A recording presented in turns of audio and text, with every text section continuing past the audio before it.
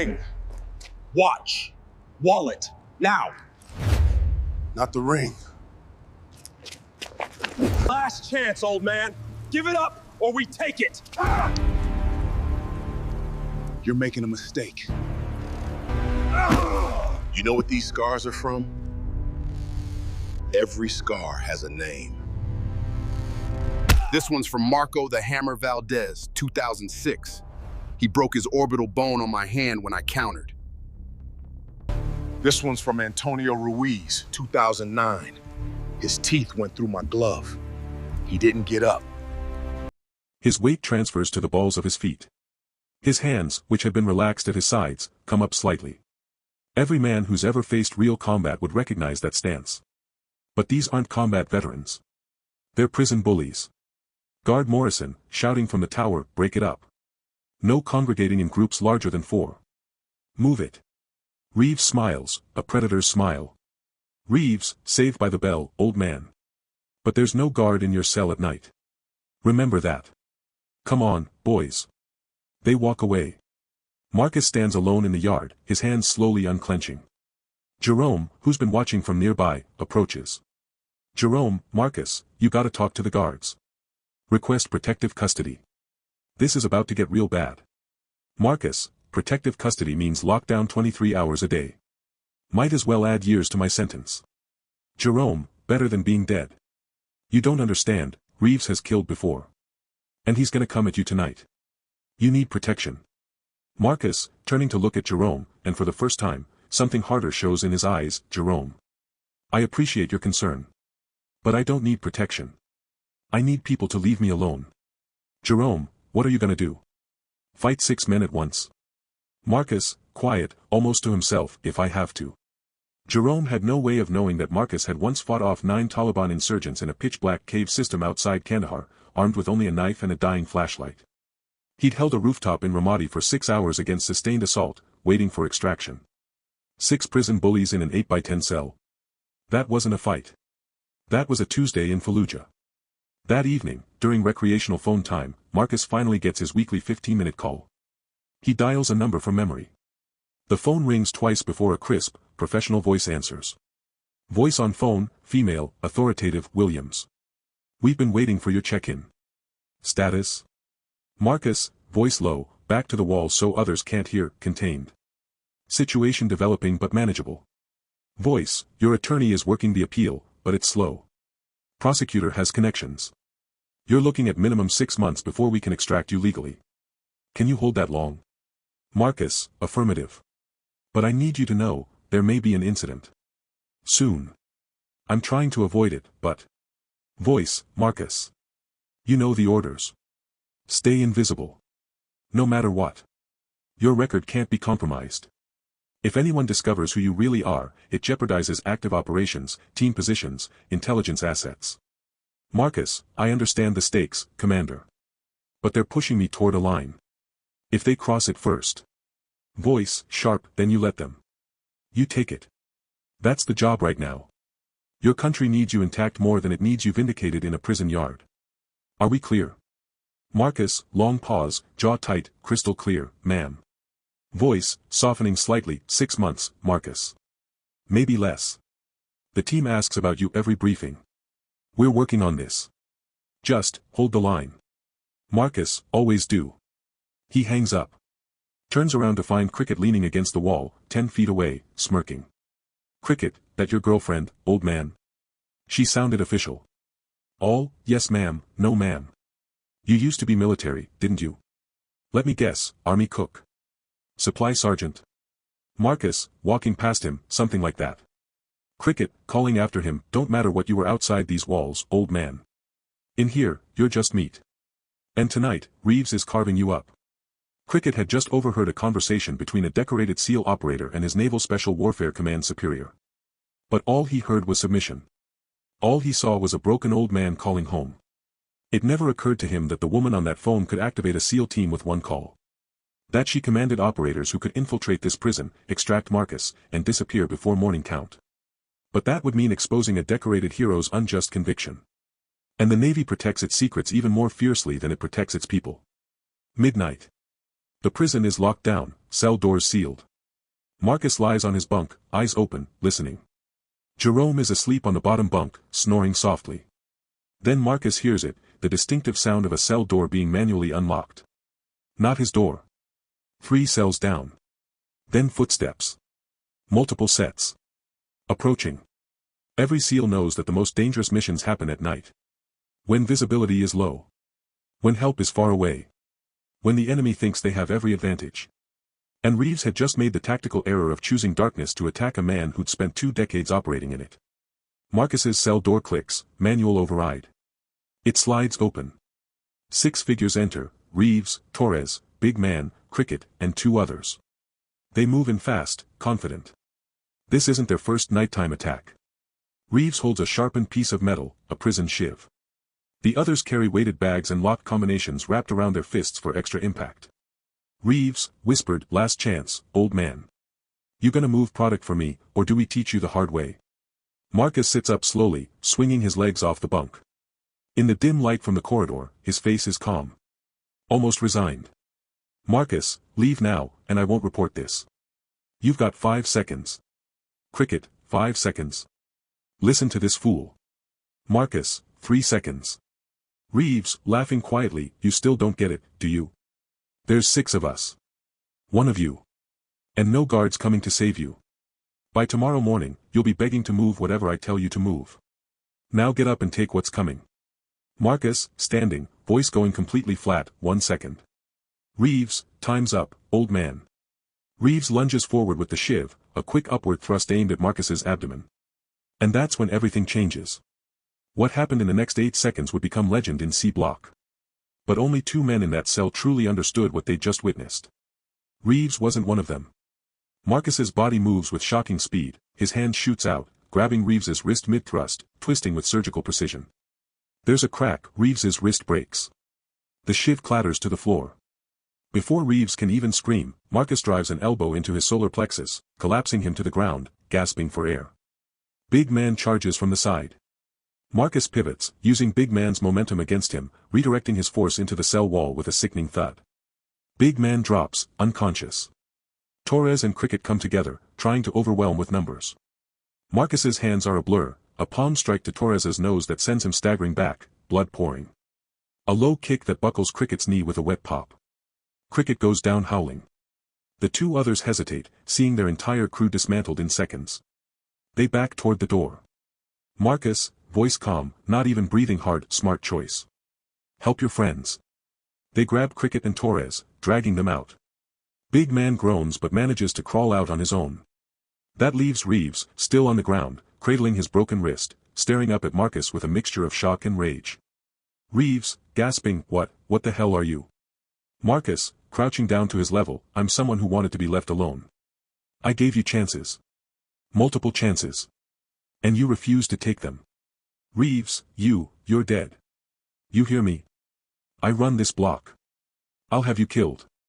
Marcus, interrupting, voice dropping to something cold and quiet, "No. You're done. You just attacked me with a weapon, with witnesses. Your wrist is broken. Your crew is injured. And tomorrow morning, I'm filing a report. Self-defense. Guards will investigate. And when they do, they're going to discover that I'm not what you think I am." Reeves, "What does that mean?" Marcus, "It means you should have listened when I told you to walk away." Marcus helps Reeves to his feet, firm but not rough, and guides him out of the cell. Jerome sits up on his bunk, having woken during the commotion, staring in absolute shock. Jerome, "Marcus, what the hell just happened?" Marcus, breathing steadily, checking his hands for cuts, "Nothing. Go back to sleep." Jerome, "Nothing. You just, 6 men. 6. And you didn't even, I don't understand. What are you?" Marcus, sitting back on his bunk, "I'm someone who knows when to be patient and when to act." Reeves crossed the line. Now he deals with consequences. Jerome had served alongside gangsters, cartel enforcers, and hardened killers. None of them moved like Marcus just moved. That wasn't prison yard brawling. That was something else. Something trained. Something military. And suddenly, Jerome began to question everything he thought he knew about his quiet, humble cellmate. Morning count. The cell block is buzzing with tension. His teeth went through my glove in the 3rd round. He didn't get up. looking directly at Dante. And this one, the worst one, across all 4 knuckles. That's from Jerome Lightning Patterson. 2018, my retirement fight. He put me down in the 7th. Only time in my career. But I got up, stopped him in the 11th. The truth was settling over them like fog. But pride is a powerful drug, and Dante had taken too much of it to turn back now. Dante, forcing a laugh. Man, you're crazy. You're making this up, trying to scare us. Marcus, I'm not trying to scare you. I'm trying to warn you. His phone, still on the floor, lights up. The screen shows Coach REY calling. Then a text preview appears on the lock screen. Champ, you coming to the gym tomorrow? Got 3 kids asking about private lessons. Lil M, seeing the screen. Champ? Mocking. Oh, you a champion of something, old man? Mr. Kim, from behind the counter, having grabbed another phone. He's telling truth. I know him. He used to come in here years ago, before he famous. That's Marcus Thompson, the boxer. The Dante, spinning toward Kim. Shut up. Rico, doubt in his voice now. Yo, D, what if he's not lying? Dante, growing desperate, angry. I don't care if he's Mike Tyson's daddy. There's 5 of us and 1 of him. And he's old. Look at him. He's got gray in his beard. He's wearing reading glasses. This punk ain't doing nothing. But the other 4 are exchanging glances now. Kevin has backed all the way to the chip aisle. Marcus, his voice becomes softer, almost pleading. I'm 42 years old. I haven't been in a real fight since I retired 6 years ago. My daughter is 14. She's waiting for me at home. Tomorrow morning, she has a science project due. Looking at each of them in turn. You all look about the age I was when I first stepped in a ring. 19, 20? You've got your whole lives. Don't throw them away over $60 and a wedding ring. Jalen. To Dante. Man, let's just go. This ain't worth it. Dante. Feeling control slipping, overcompensating. We ain't going nowhere until I say so. Jabbing the knife toward Marcus's face. You think some old-ass boxing career scares me? You probably fought in the Stone Age. You're nothing but. The door bursts open. Mrs. Williams stands there with her phone held up, recording. Mrs. Williams, I got the police on the line. And I'm recording everything. You boys best leave that man alone right now. Dante. Rage taking over. That's it. He lunges at Mrs. Williams. The knife is raised. And that's when Marcus moves.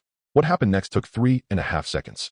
Later, when police reviewed Mrs. Williams's video footage, they would watch it frame by frame. Even in slow motion, Marcus Thompson moved like liquid. Like violence distilled into efficiency. Like a man who'd spent 20 years turning instinct into science. Marcus crosses the distance to Dante in 2 long strides, faster than any of them expected a man his size to move. His left hand clamps onto Dante's wrist, controlling the knife. His right hand comes up in a tight, compact uppercut that travels maybe 8 inches. It connects with Dante's solar plexus with a sound like a baseball bat hitting a mattress. Thud. Dante's eyes bulge. The knife clatters to the floor. He makes a sound like a dying balloon, GHHHHHKKK, and crumples. Marcus doesn't follow up. Doesn't need to. Dante is on his knees, gasping, completely incapacitated. Marcus, still calm, not even breathing hard, stay down. Rico rushes forward. Marcus sidesteps, catches his arm, and uses Rico's momentum to guide him face first into a shelf of cereal boxes. Rico goes down in a cascade of Cheerios and Lucky Charms. Rico, muffled, dazed. What the? Jalen and Lil M come at him together, smarter than the others. Marcus's hands come up, the classic boxing guard. High, tight, elbows in. Lil M throws a wild haymaker. Marcus slips it. His head moves 3 inches to the left, and the punch whistles harmlessly past his ear. His counter is automatic, a left hook to the body that folds Lil M like a lawn chair. Lil M, gasping, tears in his eyes. I can't breathe. Jalen pulls a telescoping baton from his jacket, extends it. Now Mrs. Williams's video captures what happens next, what will later be played on news programs across the country. Jalen, swinging the baton at Marcus's head. Marcus doesn't back up. He steps into the swing, inside the arc of the baton where it has no power. His left forearm blocks Jalen's arm. His right hand, those scarred, terrible knuckles, shoots out in a straight right that catches Jalen on the chin. Crack. It's not a movie punch. It's physics. Force equals mass times acceleration. Marcus has both. Jalen's head snaps back. His body goes rigid, then loose. He's unconscious before he hits the linoleum. The whole thing, all 4 men, took less than 10 seconds. Kevin, the 5th member, who'd been backing away the whole time, stood frozen in the chip aisle, staring at the destruction. And Marcus, breathing normally, calmly picked up his glasses from the shelf and put them back on.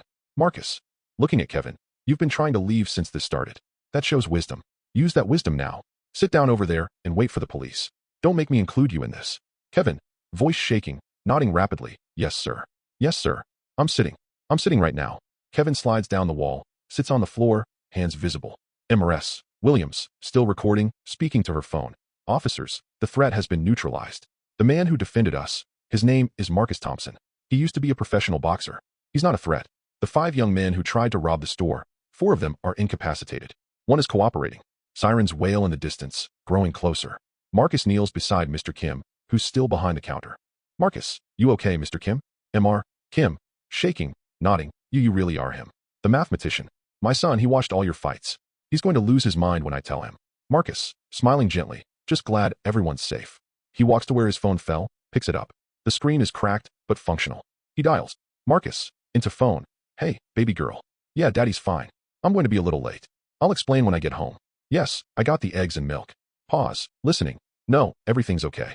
I just ran into some people who needed a reminder about respect. Pause, I love you too, Aaliyah. I'll be home soon. He hangs up. Dante is still on his knees, gasping, tears running down his face. Marcus walks over, stands above him. Dante, wheezing, you broke my ribs. Marcus, no. If I'd broken your ribs, you'd know. You're going to have a bruise and trouble breathing for a week. But you'll live. Crouching to eye level. You know what the difference is between you and me? Dante, gasping, what? Marcus, when I was your age, I was angry too. Felt like the world owed me something. But I found boxing. Found a coach who taught me that strength without discipline is just violence. Violence without purpose is just destruction. Pointing to Dante's tattoos. You've got only God can judge me on your neck. But God put consequences in the world for a reason. You just met yours. 3 police cars arrived 2 minutes later. What they found was a scene that didn't match any of their expectations. 4 young men on the ground in various states of consciousness. 1 sitting cooperatively against a wall. An elderly woman with a video recording. A terrified store owner. And a large black man in a hoodie and glasses, calmly giving a statement about acting in defense of others. 3 police officers enter, weapons drawn. Officer Williams. African-American, 35. Everyone on the ground. Hands where I can see them. Embrace. Williams, rushing forward. Officer. Officer, that man there, pointing to Marcus, saved us. These boys tried to rob the store. They had a knife. He protected us. Officer Williams, skeptical. Ma'am, step back. To Marcus, sir, on the ground now. Marcus, raising his hands, no sudden movements. Officer, I'm complying. My ID is in my right rear pocket. I acted in defense of the store owner and this elderly woman. Everything is on video. He lowers himself to his knees, then prone. Officer Williams approaches, cautiously. His partner, Officer Rodriguez, 28, begins checking the 4 injured young men. The 3rd officer, Officer Chang, 32, takes Mrs. Williams's phone to review the footage. Officer Rodriguez, kneeling by Jalen. This one's unconscious but breathing. Pupils responsive. This one, Dante, is having trouble breathing. This one, Lil M, and this one, Rico, are conscious but not moving much. Officer Chang, watching the video, holy. Williams, you need to see this. Officer Williams has his knee on Marcus's back, cuffing him. Standard procedure. But something about Marcus's complete calm, his controlled breathing, triggers a memory. Officer Williams, pausing. Sir, what's your name? Marcus. Marcus Thompson. Officer Williams. His head snaps up. Marcus. Marcus, the mathematician Thompson? Marcus. Yes, officer. Officer Williams, standing, helping Marcus to his feet immediately, removing the cuffs. Oh my God. Sir, I'm sorry. I had your poster in my room growing up. The Patterson fight. I watched it with my dad. You got up from that knockdown. I've never seen anything like it. Officer Chang, still watching the video. Williams, this is insane. He drops 4 guys in like 10 seconds. It's like watching a highlight reel. Officer Williams walks over, watches the video with Chong. His jaw drops. Officer Williams, quietly, that's not a fight. That's a masterclass. Looking back at Marcus with newfound respect. Sir, are you injured at all? Marcus, no, officer. They didn't land a single hit. Mr. Kim, emerging from behind the counter. Officers, I tell you what happened. These boys, they come in all the time, cause trouble. Tonight they try to rob me. Rob him. Pointing at Marcus. Threatened Mrs. Williams. He saved us. He's a hero. Dante. Being lifted by paramedics who've arrived. He assaulted us. He attacked us. I want to press charges. Officer Williams. Walking over to Dante, his voice cold. Really? So we're just going to ignore the knife? The baton? The witnesses? The video evidence? Holding up his phone. Do you know who you tried to rob? Dante. I don't care who he is. He can't just. Officer Williams. Marcus, the mathematician Thompson. 47 professional fights. 42 wins, 31 by knockout. Former WBC and WBA middleweight champion. Retired in 2018 after the Patterson fight. Leaning closer to Dante. You tried to rob one of the greatest pound-for-pound fighters of his generation. In legal terms, you brought a knife to a nuclear war. Dante's face goes pale. Even through his pain, the reality crashes over him. Rico, being lifted by another paramedic. We didn't know. How were we supposed to know? Officer Rodriguez, maybe by not robbing people? Just a thought. Over the next 20 minutes, statements were taken. Mrs. Williams's video was downloaded as evidence. The 5 young men were arrested. Dante for armed robbery, assault with a deadly weapon, and terroristic threats. The others for robbery, assault, and conspiracy. Kevin, because he'd never actually participated in the attack, received lesser charges and would later testify against the others. As for Marcus Thompson, he was free to go. But before he left, something happened that would make the local news, then the national news, then go viral with over 40 million views. As Marcus is gathering his groceries, which Mr. Kim insists are free, a news van pulls up. Janet Richards, 42, a reporter, rushes in with a cameraman. Janet, breathless, is it true? Is Marcus, the mathematician Thompson here? I got a call from someone who saw the police activity. Officer Williams, stepping between her and Marcus. Ma'am, this is an active crime scene. You need to. Marcus, gently, it's okay, officer. To Janet, yes, I'm Marcus Thompson. But I'm not the story here. The story is about 5 young men who made terrible choices tonight, and the consequences that came from those choices. Janet, signaling cameraman, who starts recording. Mr. Thompson, witnesses say you fought off 5 attackers who tried to rob this store. Is that true? Marcus, I defended myself and others from an attack. That's accurate. Janet, you're a boxing legend. Retired 6 years ago. What goes through your mind when something like this happens? Marcus pauses.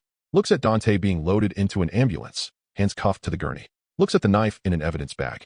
Looks at Mrs. Williams, who's giving her statement but watching him with tears in her eyes. Marcus, taking a breath. You know, when I was 19, about the age of those young men, I was angry at the world. I grew up in Brownsville, Brooklyn. My father was killed when I was 12.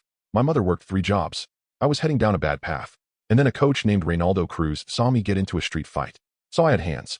But more importantly, he saw I had anger with nowhere to go. He took me to Gleason's gym. Said, you want to hit something? Hit this. Gesturing as if to a heavy bag, boxing saved my life. Gave me discipline, purpose, self-respect. Janet, what would you say to those young men now? Marcus, looking directly at the camera, that it's not too late. What they did tonight was wrong. They'll face consequences, and they should. But consequences aren't the end of the story. They're a chapter. You can learn from this. You can choose differently. The anger you feel, the desperation, the need to prove something, I understand it. I've been there. But there's another way. There's always another way. Pause. And to anyone watching who thinks violence makes you strong, who thinks intimidation makes you powerful, you're wrong. Real strength is walking away. Real power is protecting people who can't protect themselves. Tonight, I didn't want to fight. I wanted to buy milk and eggs for my daughter's school project. But when those young men threatened an innocent woman, I couldn't walk away. Not because I'm a fighter, because I'm a father, a husband, a human being who knows that silence in the face of injustice is complicity. The store is silent except for the police radio's crackling. Even the officers have stopped to listen. Janet, wiping her eyes, thank you, Mr. Thompson. To camera, this is Janet Richards, reporting from what can only be described as an extraordinary scene. Marcus quietly picks up his groceries, nods to Mr. Kim, touches Mrs. Williams' shoulder gently, and walks toward the door. MRS. Williams, calling after him, Mr. Thompson. Thank you. God bless you. Marcus, turning, smiling. Thank you for getting help. You're the brave one tonight. Then leaving. The story exploded overnight. The video, Mrs. Williams' shaky phone footage of Marcus Thompson defending her and Mr. Kim, was shared millions of times. News outlets from ESPN to CNN covered it. The headline that went most viral, retired boxing champion stops armed robbery with 3 punches, then delivers knockout message about second chances. Scene, 2 weeks later. A boxing gym in Brooklyn, Reynaldo's elite training center. The walls are covered with photos, young boxers, championship belts, and prominently, a massive poster of Marcus Thompson in his prime, gloves raised, the WBC belt around his waist. Marcus, wearing a Coach t-shirt, is working with 3 teenage boys on a heavy bag. His movements are patient, demonstrative. One of the boys is clearly nervous, new to boxing. Marcus, demonstrating, see, it's not about hitting hard. It's about hitting smart. Technique over power. Always. Jab, jab, right hand. Let me see. The nervous boy tries. His form is terrible. Marcus gently corrects his stance. His guard shows him again. Nervous boy. Coach, were you scared? That night at the store? Marcus, thoughtful. You know what I was scared of?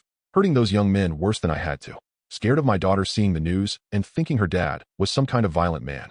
Scared of messing up someone's life permanently over a stupid decision they made at 19. Looking at all 3 boys, that's why control matters. You learn to fight so you never have to. You understand? All 3 boys. Yes, coach. The gym door opens. Dante walks in. He's moving gingerly, clearly still sore. He's wearing a county jail wristband. He's out on bail. The gym goes quiet. Marcus turns, sees him. Dante, nervously, Mr. Thompson. Coach Thompson, can I talk to you? Marcus studies him for a long moment, then nods to the boys. Marcus, take 5, guys. Get some water. The boys leave. Marcus and Dante are alone except for Coach Ray, 67, working in his office visible through a window. Dante, struggling with the words, I don't know how to. His voice cracks. I'm facing 5 to 10 years. My public defender says because of the video, because I had the knife, because I went after that old lady. I'm looking at serious time. And I needed you to know. Tears streaming now. I'm sorry. I'm so sorry. I was trying to prove something. Trying to be hard. And all I proved was that I'm stupid. I'm a stupid kid who almost ruined his whole life. Marcus, quiet. How old are you, Dante? Dante, 23. Marcus, I was 23 when I fought for my first title. Lost on points. You know why? Because I was trying to prove I was tough instead of fighting smart. Took me 3 more years to learn that lesson. Pause, you're here. That took courage. Why? Dante, wiping his face, because I watched your interview. Like 100 times. And you said it's not too late. And I'm thinking, I don't want this to be my life. I don't want to be the guy who tried to rob someone and got his ass beat. I want to be different. But I don't know how. Marcus, what did your father teach you? Dante, bitter laugh. My father's been locked up since I was 9. Federal. He's got 12 more years. Marcus, then he taught you exactly what path not to take. You can learn from his mistakes or repeat them. Your choice. Dante nods, crying quietly. Marcus, here's what I'm going to do. I'm going to speak at your sentencing hearing. I'm going to tell the judge that you came here, apologized, and asked for help. I'm going to recommend a treatment program instead of prison, anger management, job training, education. I can't promise it'll work, but I'll try. In exchange, if the judge grants it, you're going to come here 3 times a week. You're going to learn boxing, not to fight, to understand discipline. Dante, looking up, disbelieving. Why? Why would you help me? I tried to rob you. I had a knife on you. I called you. I said terrible things. Marcus, because 28 years ago, a coach named Reynaldo Cruz helped an angry kid from Brownsville who didn't deserve help. And that kid became me. Extending his scarred hand. You shake this hand, you're making a promise. To show up. To do the work. To change. Can you do that? Dante stares at the hand, those famous, scarred knuckles that put him on his knees 2 weeks ago. Now extended in peace. In hope. He takes it. Dante, I promise. I swear I promise. Marcus, then we start tomorrow. 4 a.m. We run before the gym opens. Just you and me. You're going to learn what discipline feels like. Dante, nodding, still crying. Thank you. Thank you, coach. Dante would take that promise seriously. Over the next 18 months, as he completed his court-ordered program and avoided prison time, he'd show up at Reynaldo's gym 6 days a week. He'd lose 40 pounds. He'd earn his GED. He'd learn that the same hands that once held a knife could hold a speed bag rhythm. Eventually, he'd become an assistant coach, working with at-risk youth, telling them his story. Not as a cautionary tale, but as proof that one moment doesn't define you. What you do after that moment, that's who you are. Final shot. Marcus back home, late evening. His daughter Aaliyah, 14, is at the kitchen table finishing her science project, a model of the solar system. Marcus is helping her glue the rings on Saturn. Aaliyah, Dad, everyone at school keeps asking about the video. It's kind of embarrassing. Marcus, smiling. Embarrassing that your dad's a champion, or embarrassing that he still wears the same hoodie from 2008. Aaliyah, laughing both. But seriously, were you scared? Marcus, honest, for a second, when that knife came out, yeah, not for me, but thinking about not coming home to you, that scared me. Aaliyah, leaning against him, I'm glad you're okay. And Dad, I know you don't like the attention, but what you said in that interview about second chances, my teacher played it in class. And this boy, Tommy, who's always getting in fights, he asked if maybe he could come to your gym sometime. I think you got through to him. Marcus, kissing the top of her head, then it was worth it. Everything's worth it if it helps one person choose better. Looking at her solar system. Now, Jupiter needs for more moons. Hand me the styrofoam balls. In the weeks and months that followed, the story of Marcus Thompson would be told and retold. The video would be analyzed by fight experts, used in self-defense seminars, and shown in character education classes. But Marcus himself would largely avoid the spotlight. He'd continue coaching at Reynaldo's gym. He'd continue being a husband to Angela, a father to Aaliyah. He'd continue being a man who understood that true power isn't about domination. It's about uplift. Not about proving you're strong, but about using your strength to protect the vulnerable and guide the lost. Final image. The camera pulls back from Marcus and Aaliyah working on her project together. On the wall behind them, barely visible, is a framed quote. It reads, I learned that courage was not the absence of fear, but the triumph over it. Nelson Mandela. 5 young men walked into a convenience store that night thinking they'd found an easy mark. A big man with gray in his beard and reading glasses. What they found instead was a mirror. A mirror that showed them not who they were, but who they could become. Because Marcus Thompson didn't just defend himself that night. He defended an idea. The idea that strength without wisdom is weakness. That violence without purpose is chaos. And that the measure of a person isn't whether they fall, but whether they choose to get back up, learn, and grow. Those 5 young men learned a lesson that night.